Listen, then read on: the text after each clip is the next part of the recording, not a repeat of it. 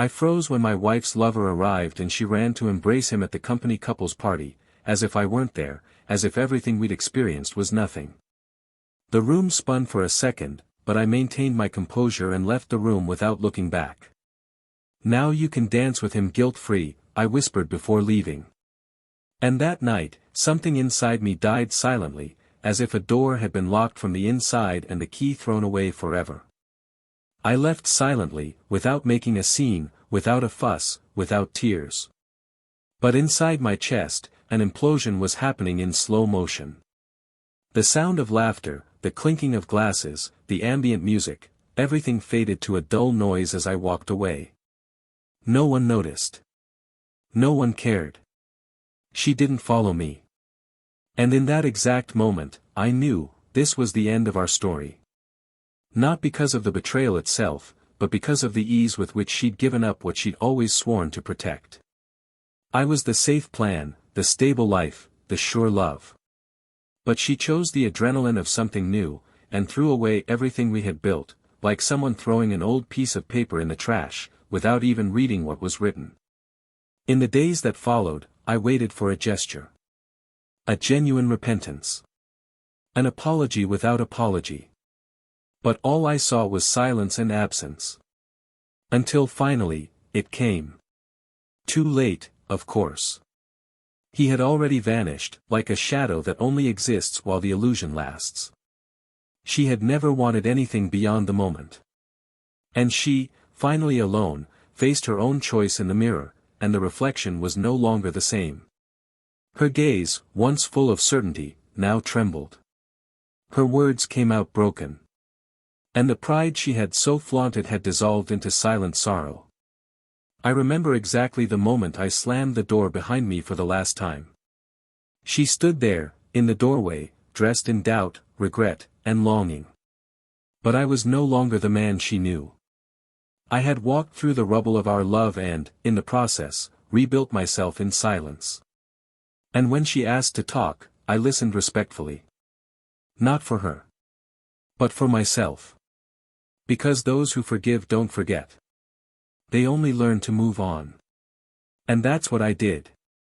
I forgave because I didn't want to carry a grudge. I forgave because forgiveness freed me more than revenge. But I made it clear, what we were no longer exists. The love she killed with her choice, no one can bring back. There was a time when she was everything. My priority. My home. The future I saw when I closed my eyes. And suddenly, she was just a familiar face with distant eyes. The kind of distance no hug can bridge. And seeing her alone, dealing with the consequences of her own destruction, I understood that sometimes justice doesn't come in a scream. It comes in silence. In the void. In the echo of what can no longer be fixed. She wanted to return to square one, but that square one no longer existed. Everything changed the minute she decided to run into another man's arms, in front of everyone, while I was still holding her glass of wine. Over time, I found another love. Different, serene, pure. No games, no doubts, no half-measures. A calm love, made of peace, sharing, and loyalty. A love that didn't come to fill a hole, but to rebuild a road. And it was with this new woman that I learned that true love doesn't shout. It cares. It doesn't hurt. It embraces. It doesn't lie. It chooses every day, even when it's difficult. And there, in that new chapter of my life, I discovered how much I deserved to be loved fully, not just tolerated. But fate, with its subtle irony, decided that she would see it all happen. That she would watch life go on without her. That she would feel the pain of being forgotten by someone who, for so long, had only known how to remember. And the cruelest thing was that she sought me out again. With eyes full of the past and promises, with a trembling voice, saying that she loved me, that she had made a mistake, that she didn't know what she was doing. That now she understood everything. But time had already passed through me with such force that it left marks impossible to erase. She looked for me the day she found out I was getting married. She came to my place, knocked on the door as if she were still a part of my life. You said you needed to see me. That you needed to tell me one last thing. That you were willing to do anything. That you had regretted it the moment you saw me leave that party. But I looked at her calmly, with the maturity of someone who has cried enough, and said, with the serenity of someone who no longer harbors anger, you taught me what it means to be strong. Because it was after your choice that I discovered how much I deserve someone who chooses me too. And she, with red eyes, still insisted, saying she would wait for me. That I would accept being my friend, my support, anything, just to be near. But it was too late. The pain I once felt was no longer mine. I had scars, yes, but now they were medals of overcoming, not open wounds. When she saw me at the altar with another woman, she didn't run away. She stayed. From afar. Silently. And she cried. She cried not out of anger, nor jealousy. She cried because, for the first time, she understood the gravity of her own choice. She cried because she realized she'd destroyed the love of her life for something that didn't even last. And that embrace she'd given another man, which had seemed so full of passion, was now just a bitter memory of a moment that cost her dearly. While I sealed a new beginning, she faced, alone, the definitive end of what could once have been eternal. The funny thing is that many people think betrayal ends in scandal, in a fight, in revenge. But what hurts most is what comes after. The silence. The indifference. Life goes on without you. The other person rebuilding themselves in peace, while you hold the pieces of something that can no longer be put back together. And when she saw me smiling again, truly loved, she understood that that look that had once been hers alone now belonged to someone else. And that the touch, the hug, the complicity, all of this was now part of a new story she wasn't a part of. But what no one saw, what no one knew, is that until that day, I still carried a doubt. Not about her. Nor about myself. But about what would have happened if she hadn't run into the arms of another. If she had stayed. Chosen. Stayed. Because true love is never perfect, but it is a constant choice. And she chose differently. Maybe on impulse. Maybe out of ego. But she chose. And choices have consequences. Today, I move forward with ease. But not without memories. Pain has taught me much more than love ever could. And if one day she asks me if I was happy after all this, I will say sincerely, I was happy, yes, but only after she let me go. What she didn't know, was that her lover never stayed. That he disappeared the same way he appeared, quickly, smiling, lying. That she, in fact, never had another love, only a moment. And that what she lost, was forever. But there's one detail she never discovered. A secret buried between the moment of betrayal and their final reunion, something that would explain why, even after everything, I never looked at her with hatred. Something that could completely change how she, and whoever hears this story, understands what really happened, and why. Welcome to the channel.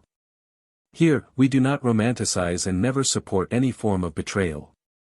The stories told are fictional, but reflect the real consequences that thoughtless choices can cause. Our goal is clear: show how betrayal destroys not only relationships, but entire lives. Now take a deep breath, put on your headphones and prepare your heart. Because what you're going to hear is a shocking story, intense, painful and unforgettable. His name was Daniel. He was a man with a calm presence, a measured voice, and an eye for detail. He was never one to dominate a room with his voice, but when he walked into a room, even unintentionally, he drew attention with the way he carried himself, a kind of assurance that went without saying. He was 37 years old, had a good job in the strategic planning department of a multinational company, and had built his life step by step, like someone who knew exactly where he was going. He wasn't a millionaire, but he always knew how to balance dreams and responsibilities. His life wasn't perfect, but there was order, rhythm, and a deep sense of loyalty to his choices. And of all the choices he'd made, none seemed as right as marrying Helena. Helena was 34 years old and the exact opposite of Daniel in many ways. Where he was introspective, she was extroverted. Where he pondered, she took risks. And perhaps it was precisely this difference that initially attracted them. He was captivated by her light-heartedness, the way she made friends easily, the way she laughed out loud in public without any shame. She, in turn, saw him as an anchor. Someone who brought her back when everything around her seemed to be spinning too fast. They had been together for 9 years, married for 7, and their relationship was, at least to outsiders, solid and respectful. They weren't the most passionate couple in the room, but they had a bond. That kind of connection built over time, where one knows what the other will say before the sentence is finished. They made plans together, laughed at the same movies, knew each other's quirks without criticizing. Helena hated that Daniel left his towel on the bed, he found it unbearable how she lost everything in her own bag. But those were details. At the end of the day, they knew exactly where they stood. They lived in a 2-bedroom apartment with a balcony, books scattered throughout the house, and a 2000s playlist that played almost every morning in the cafe. Helena loved cooking on Sundays while Daniel poured wine and talked about seemingly trivial things, like the bathroom renovation they wanted to do or whether the upstairs neighbor had changed boyfriends again. In her eyes, he was predictable.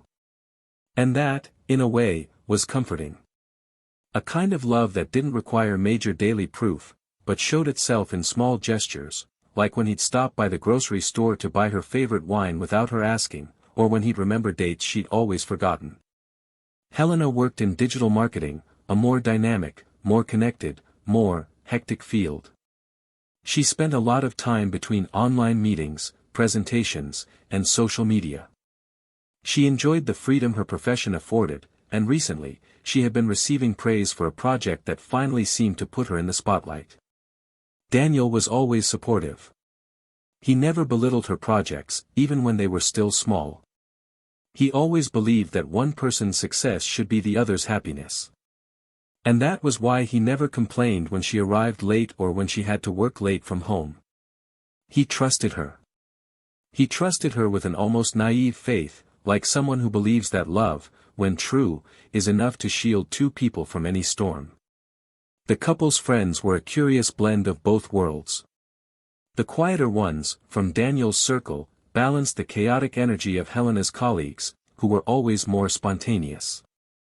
They were light-hearted get-togethers, laughs at impromptu dinners, and short trips during the holidays. Neither of them had children, and while this was a topic that came up occasionally, it was never the center of conversation. Both said they wanted to one day, but preferred to wait for the right moment, greater financial security, more stability, perhaps a new home. The truth is, they were comfortable with their lives. But comfort is sometimes treacherous. And it can silently become the beginning of an invisible erosion. Nothing screams. Nothing crumbles. It just gives way, inch by inch. And maybe that's what started to happen. Conversations didn't last as long anymore. Sunday dinners turned into takeout orders. Shared laughter gave way to long silences. Nothing abrupt. Just subtle changes, which one or the other chose to ignore. Daniel told himself it was a phase. That it was fatigue, routine, overwork. And Helena said it was normal, that every relationship has its ups and downs, and that they were fine. She always repeated this, "We're fine." As if saying it were enough to make it true. But there had been something different about her in recent months. A distant look in her eyes, a fragile attention, as if her mind was always elsewhere. Daniel noticed. He tried to make conversation, asked questions, prepared little treats. But there was an invisible barrier between them. A glass wall. He saw her, she saw him, but they no longer connected with the same depth. And that made him uneasy. Not to the point of suspicion, because there was still that familiar aura about her. But something inside him was beginning to bother him with the fact that she no longer shared everything as before. The stories from work came more filtered, the details of her days seemed summarized. It was as if she chose what to say, and what to hide.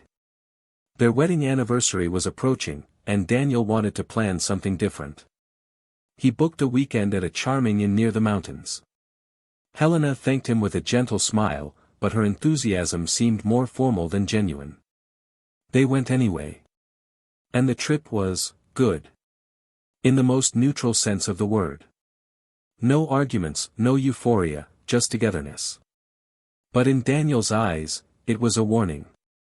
It was as if he were trying to hold in his hands a love that was already slowly slipping through his fingers, and he didn't have the strength to hold on. Still, he tried. Because for him, love was a construction sustained by daily effort. And he was willing to do his part. He always had been. Their return from the trip coincided with a corporate event at the company where they both worked. A get-together between teams from different departments, with space for spouses.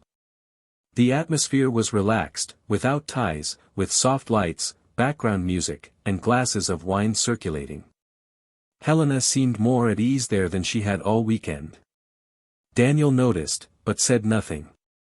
He simply observed. She smiled, chatted animatedly with people he barely knew, and at one point, he lost track of her among the groups. He didn't worry. He simply continued exploring the room, chatting with acquaintances, hoping to see her again. It was at that moment that everything began to move, slowly, toward what would come next. But there was still no pain. Just the construction of a scenario. Of a moment. Of a story that had yet to reveal its turning point. Because sometimes, life moves slowly toward the breaking point. And when it arrives, everything changes. But for now, in that room, there was just a man watching his wife smile at other people. There was a heart that still believed. And there was also a subtle absence. That feeling that something important was slipping away, even for no apparent reason. Daniel, in that moment, still loved her. And that was all he knew. In the days following the corporate event, Daniel noticed something had changed, subtly yet definitively. Helena seemed lighter, more energetic, almost radiant at times. She spent more time on her phone, smiled at unsolicited messages, and went out more often under the guise of after-hours meetings or coffee with teammates. He observed everything with his usual calm, but within him, an anguish began to grow that he could no longer hide from himself. He tried to rationalize. Maybe it was the new project, maybe it was the professional excitement that was finally beginning to yield results. He didn't want to be that suspicious, controlling, jealous type of man. It wasn't his style, never had been. But something inside him, an instinct stifled by years of trust, began to stir silently. It was like a string stretched too thin, about to snap. One night, as Helena slept soundly beside him, he found himself staring at her as if trying to decipher a story without knowing the words. Her face was serene, her hair spread across the pillow, her breathing even. She seemed so familiar and yet so distant. Daniel felt a tightness in his chest. There was still no concrete reason, no proof, no facts to substantiate the growing unease. Only a feeling that she was no longer entirely his. Not in body, but in soul. It was as if something inside her had turned its back, and he was merely a convenient presence in the scene. Their routine continued with a strange normality. Saturday lunches, shared shopping lists, and even moments of forced affection, as if they were both trying to preserve something they knew was slipping through their fingers. One rainy Sunday, while she was preparing risotto and discussing a new strategy for an important client, Daniel interrupted her and asked if she was happy. The question came dry, direct, without warning. Helena paused for a second, looked at him, and smiled. She said yes, that she was just tired, but happy. And she went back to stirring the pan as if nothing had happened. He nodded, smiled back, but deep down, he felt the weight of an answer that didn't say it all. The following week, Daniel arrived home early to find the apartment empty. She'd sent a message saying she had a meeting at another company location. Nothing out of the ordinary. But he noticed the bed was strangely unmade, as if someone had lain there for a few minutes. Her pillow was marked, and there was a faint fragrance in the air he didn't recognize. It wasn't her usual perfume, it was something different, more striking. He looked around, trying to figure out if he was being paranoid. If he was projecting his insecurity onto trivial things. But his senses were heightened, and his heart was restless. Over the next few days, he began to observe more. He wrote down schedules, memorized gestures, and began to notice patterns. Helena always placed her phone face down. Her laughter as she texted was restrained but constant. When he asked who she was talking to, she responded casually, saying it was the team, inside jokes, or an old friend. Daniel knew she was sociable. But something in her demeanor was different now. It wasn't lightheartedness. It was carefulness. A care you don't have when you have nothing to hide. One day, he decided to invite her to a surprise dinner. He called late in the afternoon and asked her to meet him at a restaurant she liked. Helena hesitated, saying she had a lot of work to do and might not be able to get out. He gently insisted, and she finally accepted. She arrived almost an hour late, bringing with her a tense smile, a cold hug, and a gaze that avoided his. Dinner was quiet but empty. They talked about trivialities, and she never once asked why he had called her out of the blue. Daniel could tell that any gesture of approach now made her uncomfortable, as if his presence were a reminder of something she wanted to avoid. He paid the bill, walked her to her car, and in the silence of the drive back, gazed out the window as she drove. It was like being next to a stranger who wore the same perfume as the woman he loved. The following weeks were filled with a silence neither of them dared to name. The days were filled with commitments, the weekends became brief spaces of almost formal coexistence. Daniel, who had previously sought answers, now simply withdrew. He didn't want to confront.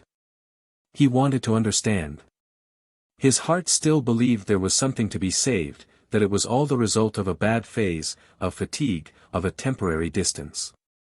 But his eyes were beginning to see what his heart was trying to protect. And he began to silently accept that there was something there that could no longer be ignored. Then came the invitation to a new company party, an annual event where couples were welcome. Daniel hesitated, considered not going. But Helena insisted. She said it would be nice, that they needed a light evening, that it was just a get-together. He relented. He thought maybe it was her attempt at reconnecting. Or a way to show that there was still something between them. He dressed carefully, as did she. They took a taxi together, and during the ride, they talked about the song playing on the radio. They laughed together. For a moment, everything seemed the same. Daniel, for a moment, believed that this night could be the fresh start he'd been waiting for. They arrived at the dining room and were greeted with hugs, greetings, and smiles. The atmosphere was light and relaxed. People chatted in groups, waiters passed by with trays, and the lights were soft. Helena seemed at ease. She greeted everyone naturally and, in a short time, had integrated herself into a group of colleagues Daniel didn't know. He, more reserved, grabbed a glass of wine and stepped back, watching from afar. It was beautiful to see her laughing, moving so easily. But it was also painful to realize that, in that setting, he felt like an outsider. And it was precisely at that moment, as he was trying to find his place among those people, that it happened. From the middle of the room, a man he'd never seen before emerged. Tall, relaxed, with a confident gaze. The kind of person who always seems comfortable wherever he is. Helena saw him, and within seconds, something changed in her face. A mixture of surprise, suppressed emotion, and desire. Daniel froze. Time seemed to slow down as she crossed the room and, without hesitation, hugged him tightly, intimately, with an intensity he'd never seen in months. No words were spoken. No explanation. Just that gesture. A long, intimate, achingly natural embrace. As if he weren't there. As if everything they'd experienced had evaporated. Daniel maintained his composure. He bit his lip, took a deep breath, and walked calmly to the door. He passed through slowly, without looking back. His chest burned. But his face didn't show it. And when he was outside, out of sight, he murmured a single phrase, like a whisper to the wind, "Now you can dance with him without guilt." And he left. Without making a sound. Without announcing the end. But with his heart bleeding. He knew that in that room, a story had been buried alive. What he didn't yet know, was that Helena's gesture that night carried more than betrayal. There was something behind that embrace. Something that was still hidden. And that, when it came to light, would change everything. Daniel spent the following days immersed in an internal silence that felt more like mourning. He avoided talking about what he felt, avoided mentioning what he saw. He simply allowed time to push him from one day to the next, like a spectator of his own life. Helena tried to contact him a few times, timidly, cautiously, as if testing the waters. First, there were generic messages asking if he was okay, then an unanswered call, and finally, an audio message, where her voice trembled slightly, saying she needed to talk. Daniel listened but didn't respond. Not out of contempt. But because he was still trying to gather the strength to understand how someone who slept next to him, who claimed to love him, could run into the arms of another man in front of everyone, without hesitation, as if everything they shared was a dispensable detail of a life she had already decided to abandon. He didn't tell anyone. Not his friends, not his family. He held it in with a mixture of shame and sadness. "I knew I would be questioned, judged, perhaps even comforted, but I didn't want to share the pain. It was too intimate. It was too dirty." And perhaps, deep down, he was still waiting for some explanation that made sense, something that would spare him the humiliation of being the last to know, the last to realize, the last to understand.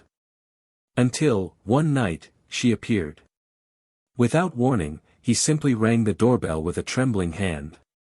Daniel opened the door, surprised by her presence there, so exposed, so vulnerable. Helena asked to come in. He hesitated, but made way. They sat facing each other, like two strangers trying to remember who they were before everything fell apart.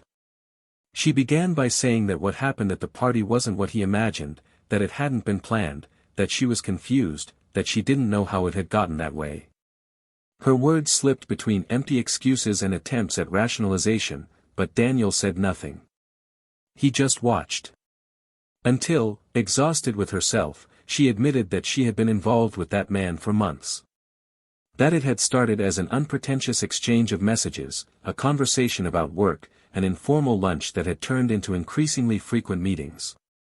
She said she was missing something, that she thought she was just distracting herself, and that she hadn't expected it to become an avalanche.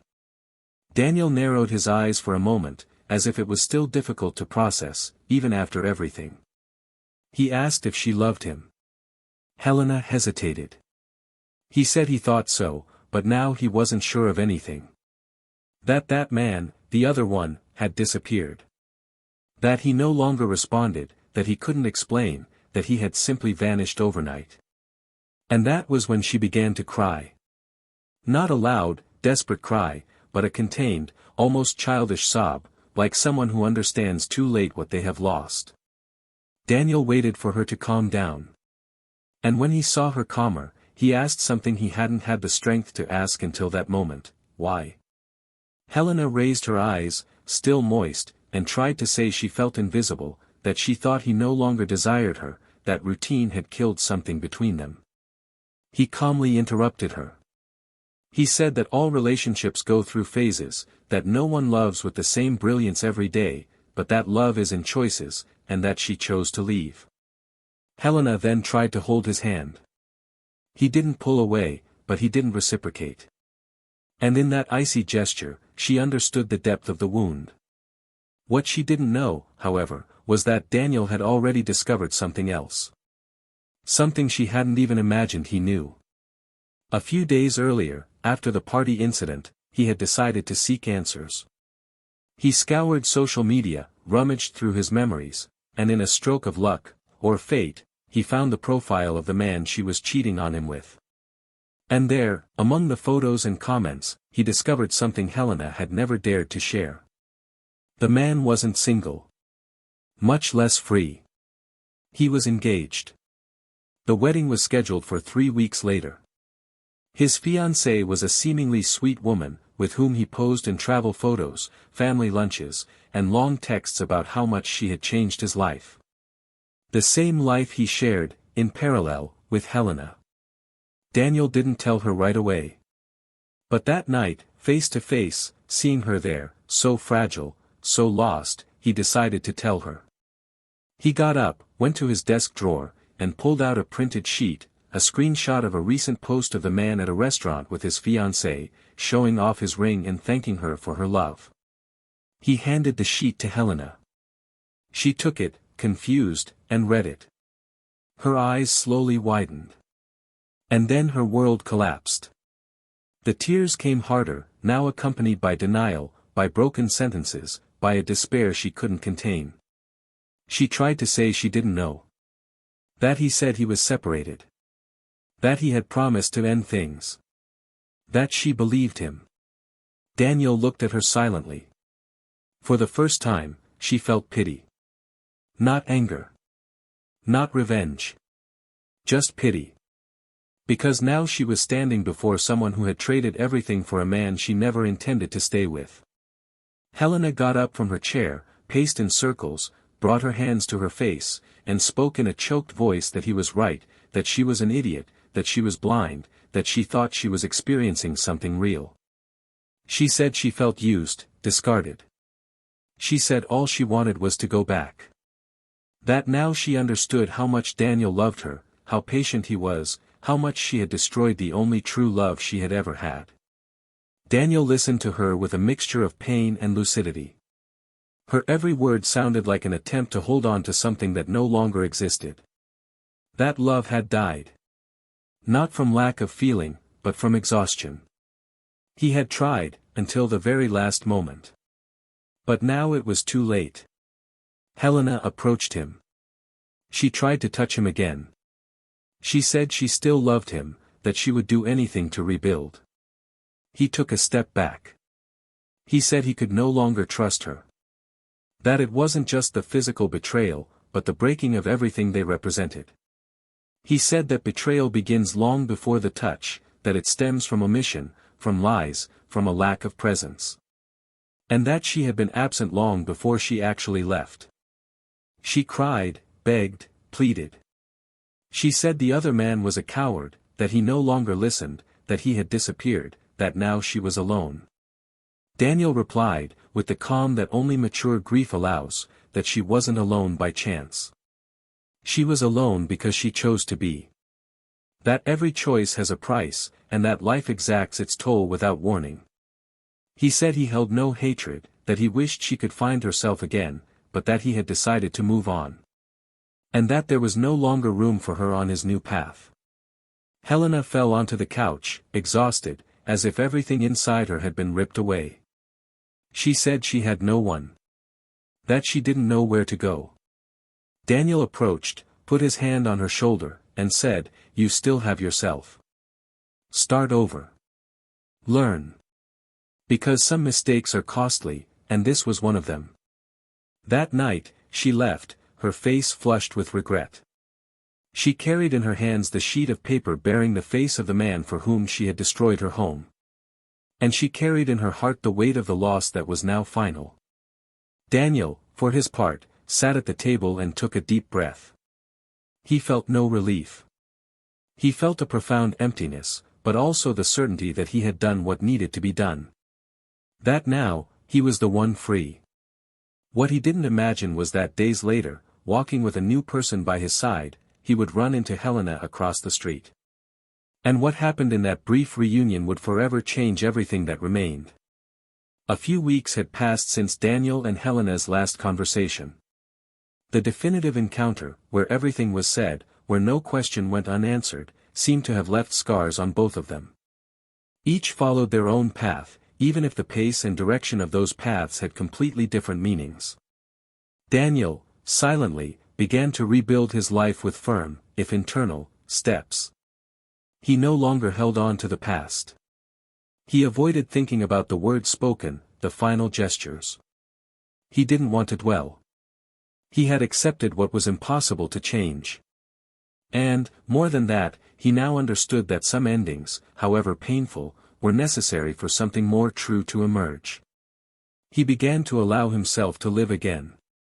Not in haste, but with clarity. Not in search of replacements, but of peace. It was late one afternoon that he met Julia, at a cultural event organized by a friend. She was an architect, discreet, soft-spoken, and intelligent. She wasn't exuberant or imposing. She had an unforced calm, a presence that didn't seek to prove anything. At first, they talked about art, travel, and the kind of music they each liked to listen to on cloudy days. Nothing intense, nothing forced. But there was something genuine there. Daniel realized he didn't need to feign lightness or hide the shadows of what he'd experienced. Julia didn't ask too many questions, didn't intrude, just listened attentively when he said he was starting over. She didn't offer to fill in any gaps. She simply walked alongside, without asking anything. Their encounters became more frequent. Coffees during the week, walks in the late afternoons, conversations that lasted longer than planned. Julia had the rare ability to make silence comfortable. And Daniel, little by little, found himself surprised by his own smile. He was no longer a broken man. He was someone in the process of rebuilding, now accompanied by someone who patiently respected each brick laid. With Julia, there was no rush to label, to give oneself completely. There was time. There was care. There was room to breathe. It was different, and it was good. One Saturday, they were walking through an open-air market. The sun was already beginning to set, and the smell of fresh bread mingled with the sound of a jazz band playing on a street corner. Julia was beside him, laughing at something a vendor had said. Daniel held a bag of fruit and an old book he had stumbled upon. Everything was in its place, until a shadow from the past crossed the present unexpectedly. As he turned a corner, almost in front of the flower stand, Daniel saw Helena. Alone, with her hair tied back awkwardly, wearing a light dress, her eyes fixed on a flower she was holding. The encounter was inevitable. She saw him. And for a moment, time seemed to stand still. Helena didn't react immediately. It took her eyes a moment to process what they saw, Daniel, smiling slightly, accompanied by another woman. The expression on his face wasn't one of surprise or tension. It was serenity. She, on the other hand, froze. Her chest tightened, her hands trembled. Not out of jealousy. Not possessiveness. But because she realized he was truly in a different phase. That he had moved on. And that the image of peace she was trying to achieve was now before her, but in another woman. Julia, unsure of who she was, simply greeted him politely. Helena, unable to feign naturalness, responded with a slight nod and looked away. Daniel felt a knot in his stomach, but he stood his ground. There was nothing more to be resolved here. At least, that's what he thought. But the next day, Helena sought him out. She appeared once more. This time, not with tears or promises. Just with red eyes and a resigned expression. She said she didn't want to disturb him, but that she needed to deliver something. Daniel hesitantly opened the door. She took a small wooden box from her bag. She handed it over silently. She said she expected no forgiveness, no return. That this was just the end of what she still needed to complete. He opened the box right then and there. Inside were old notes, small objects, photos of the two of them, and a letter. Helena asked him to read it alone. And she left. Hours later, he sat in his office, opened the letter, and read it. It was a confession. A confession. An apology without the hope of a new beginning. Helena spoke of everything she had lost, everything she had taken for granted, and the price she now carried. But at the end of the letter, there was something more. A detail Daniel hadn't expected. A secret she had kept hidden until then, the real reason that made her run into the other man's arms, without hesitation. Helena confessed that, weeks before the betrayal, she had discovered that Daniel was about to be promoted to an international position. That I would have to move abroad, perhaps for years. She learned this from a colleague at the company before he even had a chance to tell her. And in that moment, instead of talking, understanding, supporting, she felt excluded, secondary. She said the fear of losing control, of being left behind, of having no choice, made her sabotage herself. He said he didn't seek the other man out of love. You sought affirmation. For anticipated revenge. You wanted to feel desired, important, before being left. And, without realizing it, she was the one who left first. Daniel closed his eyes as he read it. The pain returned with a vengeance. Not from the betrayal itself, but from the cowardice of his silence. If she had said something, if she had trusted him, perhaps everything would have been different. But she preferred to imagine, fear, and act on hypotheticals. The man she thought would leave, had never intended to leave without her. The promotion had been rejected. For her sake. Because he couldn't imagine starting a new life elsewhere without his partner. But she never knew that. The next morning, Daniel decided not to reply to the letter. Not out of contempt. But because there was nothing more to say. Helena had made her choice. And now, even though she regretted it, there was no going back. The love they once shared had transformed into something unrecognizable. All that remained was respect, and perhaps, at some distant point in time, longing for something that could have been. With Julia, he continued. Not in a rush, but with truth. Not to forget, but to begin again with awareness. She listened to him unhurriedly, without judgment. And he, little by little, learned to love in a new way. A love without residue. Without ghosts. Without comparisons. A pure love. And Helena, well, she was left.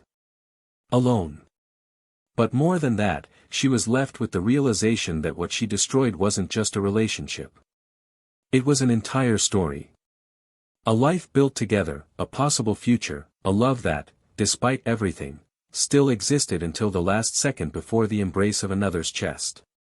She began to carry the weight of having broken something that was rare. And that weight, no one else could take away. But deep down, there was a lesson. Not just for her, nor for him. But for anyone who has ever considered abandoning a true love out of impulse, out of fear, out of an unspoken doubt. Because when the wrong choice is made, there isn't always time to go back. And sometimes, when we realize the value of what we had, is exactly when we've already become part of what was lost forever. On that cloudy morning, the city's sound seemed muffled, as if even the noises had learned to respect the silence that existed within Daniel. After reading Helena's letter and absorbing the confession she'd so long postponed, time seemed to stretch out, dense and introspective. He walked around the house with a strange tranquility. There was no anger, no exposed hurt, no desire for confrontation. What existed now was a kind of inevitable clarity, the painful lucidity of someone who understood too late that pain comes not only from the act itself, but from the meaning it carries.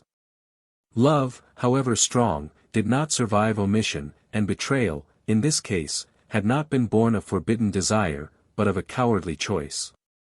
And that hurt more. Knowing that the destruction came not from chance, but from the inability to face one's own fears honestly. While organizing some books on the shelf, he found an old notebook filled with notes from the time he and Helena were planning to move cities together, early in their marriage.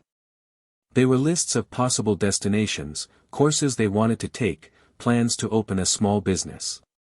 He read those scribbles as if observing the distant past of two people who seemed so different, so naive, so certain that love was enough.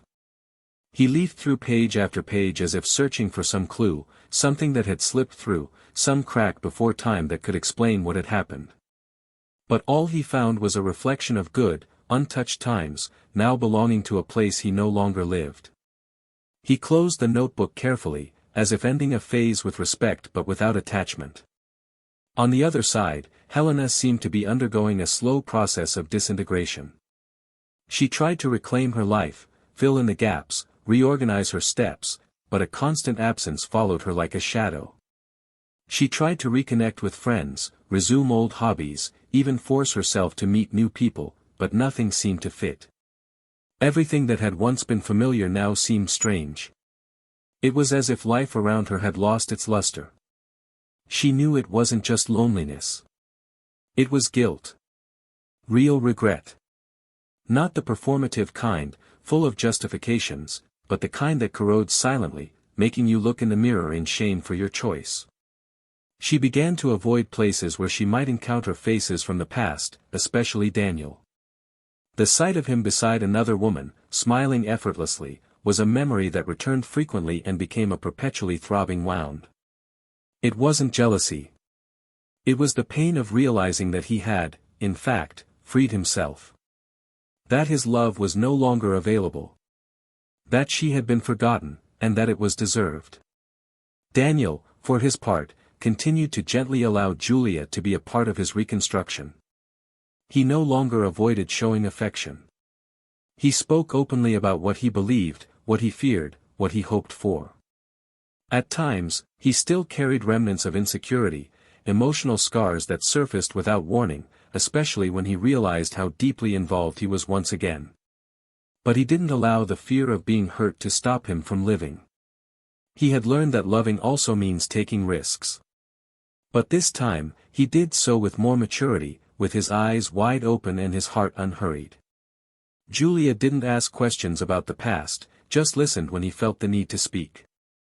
And with that, he was conquering a real space, not as a replacement, but as a presence. As a new story. The moral dilemma growing within him wasn't just about the betrayal itself, but the realization that, no matter how much one desires emotional justice, it doesn't always come with the punishment of the wrongdoer. Sometimes, the only justice is a new beginning. It's the silence of the betrayed blossoming into a new life, while the other remains trapped by the weight of their own choices. Daniel didn't want Helena's suffering. But, contradictory as it was, he also couldn't feel compassion. It was as if a part of him had died along with the love he felt for her, and there were no more traces of connection, only dry memories of something that had once been whole. And this left him uneasy. Was it possible to love someone deeply and then simply feel nothing anymore? Was it possible to forgive and still not desire any kind of reconnection? The fact that he didn't hate her made him question whether forgiveness had been enough, but the fact that he didn't miss her at all told him that love no longer lived there. One day, while walking in the park with Julia, she asked him if he believed time healed everything. Daniel was silent for a few seconds. He said no. That time only gives perspective, but what heals is the choice to not dwell on what hurts. And that he chose to stop dwelling on the past the day he realized he could be happy again, even after being shattered. Julia smiled, saying nothing, but holding his hand tightly. And in that simple gesture, there was more affection than 1,000 words could contain. Meanwhile, Helena was making the decision to return to therapy. She knew she couldn't deal with what she was feeling alone. She needed to understand why she acted the way she did, why she chose to hurt someone who gave her everything. She began writing unsent letters as a way to purge her guilt. In one, she wrote that the most serious betrayal wasn't against Daniel, but against herself. Because, deep down, she knew his value, and yet she chose to give it up. She believed she would be desired by someone who could offer her nothing. He traded mature love for an illusion of control. And now, all she had left was the lesson, painful but necessary, that some losses are forever. On social media, she still saw photos of Daniel and Julia. She never liked them, never commented, but she looked. And each image brought a mixture of pain and acceptance. He seemed at peace. And, strangely, that helped her too. Knowing he was okay, that he had overcome, was somehow liberating too. Because deep down, even amidst the rubble, she wanted him to be happy. Because that was the greatest punishment for those who hurt him, seeing him flourish even after everything. One late afternoon, while visiting an antique bookstore, Daniel found a book Helena used to read early in their relationship. He flipped through a few pages, and for a moment, a sweet memory flashed through him. A trip they'd taken, a silly argument they'd ended laughing at, a rainy night they'd cuddled together watching old movies. There was no pain. Only nostalgia. He put the book back on the shelf and left. He'd understood that memories didn't need to be denied, but neither should they be harbored. What's gone is gone. And there, with the quiet sound of footsteps on the wooden floor, he sealed another cycle. That same week, Helena wrote her last letter. This time, she didn't keep it. She left it in the mailbox of Daniel's old apartment, with no recipient, no sender. Just sincere, hopeless words. It was her way of concluding everything. Of letting the past rest. And moving on with what she could still build from what remained. She didn't know if he would read it. But that didn't matter. The important thing was that, finally, she had stopped trying to fix what she had destroyed and started looking within. Perhaps, one day, she too could allow herself a fresh start. On this side, Daniel was already preparing a trip with Julia. Something simple, just the two of them. He didn't feel the need to prove anything to anyone. He just wanted to live lightly. To know that even after experiencing the worst side of love, he was still capable of feeling the best. His heart now beat calmly. And even though it still bore scars, they no longer hurt. They simply reminded him that he had survived. And then, somewhere between yesterday and now, all roads finally began to point to the same destination. The final choice. The final word. And finally, resolution. 2 months had passed since Daniel had last heard from Helena. The letter she'd left in his mailbox had sat there for 3 days before he opened it, not out of carelessness, but because he knew that by reading it, he would be finishing something definitively. When he finally did, he read each line with the serenity of someone who no longer expected to be surprised. The content contained nothing new, no additional apology, no plea to return. It was simply a kind of emotional farewell. Helena acknowledged that she had destroyed something she would never have again and said she painfully accepted the consequences of her choice. Daniel carefully folded the paper and placed it inside a random book on the shelf, unnamed, undated, as if he were stacking the last brick of a wall that would never be torn down again. Life with Julia continued beautifully, but without exaggeration. They weren't in a rush to label anything, nor did they live under the pressure of an idealized love. They were together because they wanted to be, and each encounter was a conscious choice, not an addiction. There was respect for each other's silences, room for individuality, and, at the same time, a growing connection. Daniel still had moments of introspection, especially when something reminded him of fragments of the past, but now this didn't destabilize him. It simply made him reflect. The maturity that had emerged after the emotional wreckage with Helena was now his ally. It was no longer about fearing being betrayed again, but about understanding that love is trust, even with the visible scars. One night, during dinner at a mutual friend's house, Daniel and Julia engaged in a conversation about choices.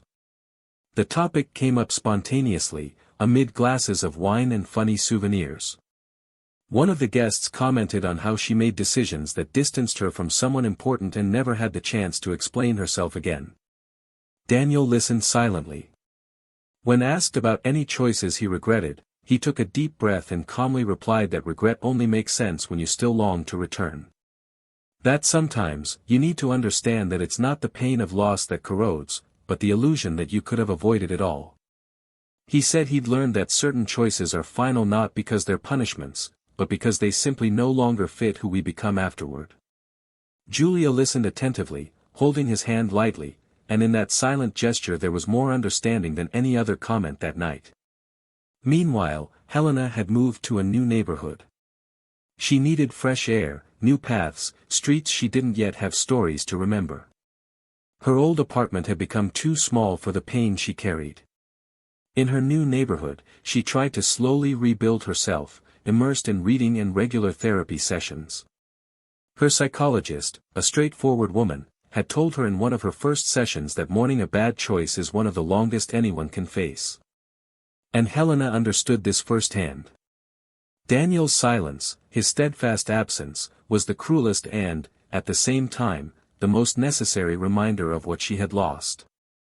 Some nights, she cried silently, not out of longing for specific moments, but from the weight of having been the author of the tragedy that imploded her story. She missed the life she had, the love she hadn't known how to nurture, the security of knowing she was loved without having to earn it every day. One day, after leaving therapy, she found a corner bookstore that vaguely resembled the one she used to frequent with Daniel. She entered without thinking, walking between the shelves, touching books with her fingertips as if touching memories. She stopped in front of an old edition of poetry he used to quote. She smiled, but the smile faded at the corner of her mouth. She didn't buy the book. She left it there, as if acknowledging that those days were gone. On her way out, she saw a couple in their 30s, embracing, laughing at something they had read together. For a moment, her chest tightened. It wasn't envy. It was longing for the lightness. For the time when she still believed that love could endure everything, including her own neglect. Weeks later, Daniel received an invitation to speak at an event on strategic planning. He accepted. It was something he loved doing, and an opportunity to reconnect with people from the industry with whom he had lost touch. The event was taking place at a cultural center. Julia decided to accompany him. She enjoyed seeing him in that role of reference, and always said it was beautiful to see him in a place where his confidence flowed naturally. In the audience, among attentive and unfamiliar faces, was Helena. Sitting in the back of the auditorium, alone, with a notebook on her lap. It wasn't a coincidence. She had discovered the event by chance, and upon seeing his name on the digital flyer, she decided to go. Not to speak, not to cause a stir. Just to see him, to understand how he was.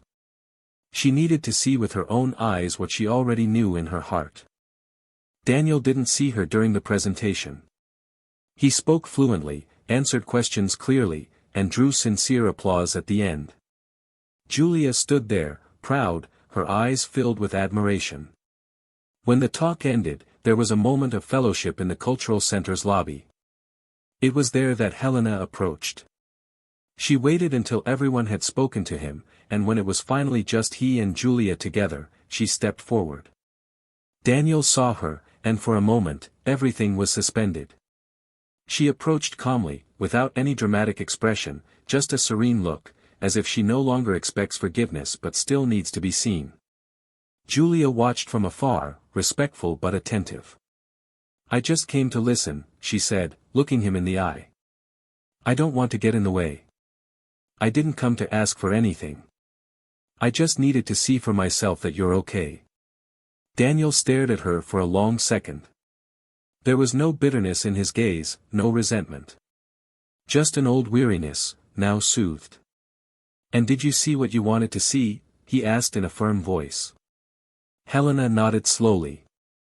"I saw more than I expected. And that, it calms me, in a strange way. Thank you for surviving me." Daniel took a deep breath, as if releasing something he didn't even know he was still carrying. "We all survive someone," he replied. "The difference is what we do afterward." She smiled faintly, her eyes welling up. "It took me a while to understand. But now I know. And if you ever remember me, let it not be through pain. I was the worst part of your story, but you were the best part of mine." He said nothing.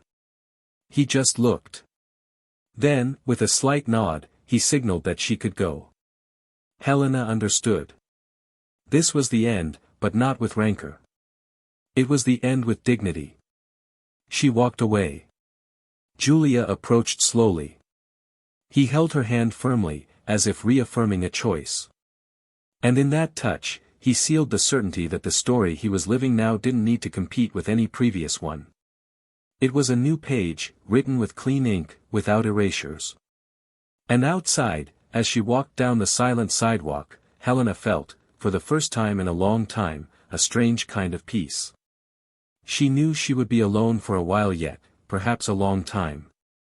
But now, at least, she had stopped circling her own regret. And this, though still painful, was the beginning of something resembling a new beginning. And somewhere, time kept turning, with its lessons engraved in the choices that cannot be undone. 6 months after that encounter at the cultural center, Daniel's life was already moving at a completely different pace.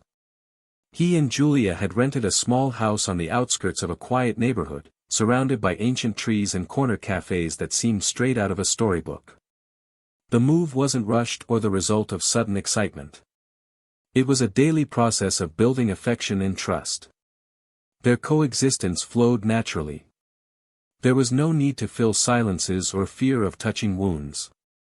Conversations arose spontaneously, decisions were shared lightly, and, above all, there was absolute respect for each other's individuality. Julia never wanted to compete with ghosts, and Daniel never tried to mold her based on old memories. It was a mature relationship, based on truth and the daily choice to walk together.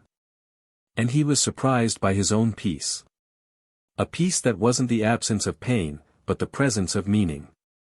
He finally understood that love, when true, doesn't require extreme proof. It just is. It exists in the way you are seen, respected, and listened to. It was there in Julia's eyes when she watched him make coffee in the morning, or in the way she snuggled up next to him to read, as if that simple gesture said, "I am here, no promises or spectacle needed." Daniel was resuming projects he'd shelved. He started writing again, running in the late afternoons, visiting places he'd previously avoided. He no longer feared being seen with someone. He no longer carried the shame of having been betrayed, nor the burden of needing to prove he was okay. He was okay. Whole. Healed. And that didn't mean forgetting everything, but accepting it. The past was a part of him, but it no longer defined his path. And looking back, I didn't just see pain. I saw learning, growth, and the certainty that some losses are deliverances that life grants, even if wrapped in suffering. Meanwhile, Helena was going through a much longer and quieter internal process. After the reunion, she decided to completely cut off any attempt to get closer to Daniel. Not out of pride, but out of respect. Respect for him and what he had built. She knew there was no longer room for her in that narrative, and that continuing to force her presence would be invading territory that no longer belonged to her. Work had become a refuge, but not in the sense of escape. She was trying to rediscover some sense of purpose within her profession. She began giving lectures on strategic branding mistakes and, little by little, began to include in her speeches the importance of acknowledging flaws without trying to erase them. It was subtle, but it was there, the mark of what she had experienced. Some friends naturally drifted away, others remained at a respectful distance. She learned to live with it. She was no longer surprised by sidelong glances or the indifference that had once hurt her. She understood that it was all part of a cycle of consequences she herself had set in motion. There were no absolute villains, but choices, and choices always exact a price. On Friday nights, she would often come home early. She would make tea and read something light, unhurried. In those moments, she allowed herself to miss something. But not the relationship itself. She missed the version of herself that existed when she still knew how to love without destroying. There was something irreversible in the way she lost Daniel. Something that no amount of words, gestures, or time could repair. It was like a cup that, even glued together, would never be secure again. She didn't want to get back together. Nor did she expect to. But silently, she apologized to herself for having been so blind. And perhaps this was the beginning of a new kind of redemption, the kind that arises when we stop blaming others and look in the mirror without looking away.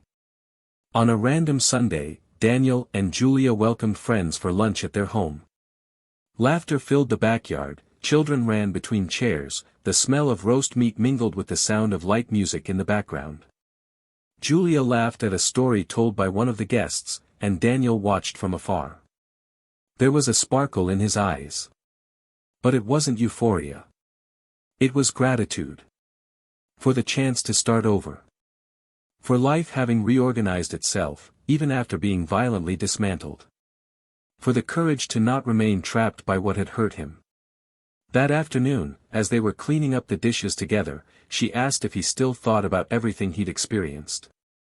He replied that sometimes, yes. But now, as he remembered, what came to mind was more respect for the journey than pain for the loss. And he added, with a slight smile, "Today I understand that some falls are invitations to soar." That same day, Helena was walking alone through a neighborhood market. She passed a stand selling old vinyl records and stopped in front of a familiar cover. It was a record she used to play on the nights she and Daniel cooked together. She stood there for a while, staring at it, without picking it up. A woman nearby commented something about the artist, and Helena just smiled kindly. She continued on her way without buying anything. But something in her step seemed lighter. It wasn't happiness, but perhaps acceptance. And sometimes, that's the most we can achieve after losing everything. Each of them met an end that wasn't exactly what they'd initially imagined. But it was a true end. Coherent. Sincere. Daniel had the chance to rebuild his life with a love that didn't require resistance, but rather presence. Julia found someone who knew how to value silence as much as companionship. And Helena faced herself until the weight of her guilt no longer paralyzed her. She didn't redeem herself in the eyes of others, but she began to rebuild some dignity within. And that, while far from ideal, was already a lot. Comment below with your thoughts on this story. Your opinion is important and helps the channel continue to bring you intense stories like this. And of course, if you're not already subscribed, subscribe now and turn on notifications. Every week we have a new story that will move you. This story offers a clear lesson: betrayal isn't just a momentary mistake. It's a choice with profound consequences. It destroys bonds, disrupts homes, and breaks ties that took years to form. And even if forgiveness exists, what's broken can't always be rebuilt. It's a reminder that love requires courage. The courage to stay, to be honest, to face crises without seeking easy solutions. That in the end, those who betray don't just hurt the other person, they hurt themselves, and often, they lose what can never be recovered. This channel does not and will never support any kind of cheating. Here, we tell stories to show consequences, not to justify mistakes. Until the next story.